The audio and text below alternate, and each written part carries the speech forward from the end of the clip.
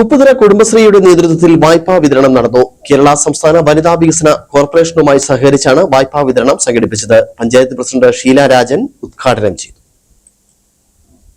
വനിതകളുടെ ശാക്തീകരണം ലക്ഷ്യമിട്ടാണ് വായ്പ തരപ്പെടുത്തിയത്. കുറഞ്ഞ പലിശ നിരക്കിലാണ് വായ്പ നൽകുന്നത്. വനിതാ വികസന കോർപ്പറേഷനുമായി സഹകരിച്ചാണ് ഉപ്പുതറ കുടുംബശ്രീ വായ്പ വിതരണം ചെയ്തത്. 3,86,25,000 രൂപയാണ് വിവിധ NSG-കൾക്കായി വിതരണം നടത്തിയത്. മികച്ച രീതിയിൽ പ്രവർത്തനം കാഴ്ചവെക്കുന്ന സംഘങ്ങൾക്കാണ് വായ്പ വിതരണം ചെയ്തത്. ഉപ്പുതറ പഞ്ചായത്ത് പ്രസിഡന്റ് ഷീല രാജൻ യോഗം ഉദ്ഘാടനം ചെയ്തു.